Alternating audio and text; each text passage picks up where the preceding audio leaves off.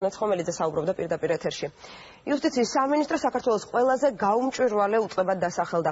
სპეციალური ანგარიში IDF-მა დღეს გაასაჯაროვა კვლევის თანახმად სამინისტრო და მისი საქვეუწყებო დაწესებულებები საჯარო ინფორმაციის გაცემის თვალსაზრისით ქვეყანაში ყველაზე ჩაკეტილია.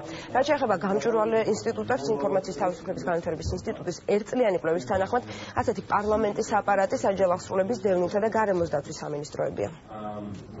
აჯილდოვებთ რამდენიმე სამინისტროს, როგორც 100%-იანი შედეგის მაჩვენებელს, ყველაზე დახურულ უწყებად თემა სისტემამ, კერძოდ იუსტიციის სამინისტრომ და მისმა დაქვემდებარებულმა საჯარო უწყებებმა ჩვენ 360 ინფორმაციის მოთხოვნის წერილზე არ დაგწეს პასუხი, შესაბამისად დავაჯილდოვებთ მოქრომით სიმბოლურად, როგორც ყველაზე არაანგარიშვალებული და დახურული საჯარო უწყება საქართველოში. ჩვენთვის ნებისმიერი საჯარო ინფორმაცია არის მნიშვნელოვანი და ეს არის ჩვენი სტრატეგიული ხაზი, რადგან ღრმად ვწამს, რომ ინფორმაციის თავისუფლებით, ინფორმაციის გავრცელებით და დისტრიბუციით ჩვენ უფრო და უფრო მეტ ხარჯამჭერს პოულობთ საზოგადოებაში იმ ადამიანებს, ვისაც გარემოს დაცვის ინტერესები უნდა სასიცოცხლოდ აინტერესებდეს. იუსტიციის სამინისტროს დაკავშირებით ინფორმაციას ნამდვილად ვერ მივცემთ, რაც შეეხება ჩვენ სამინისტროს.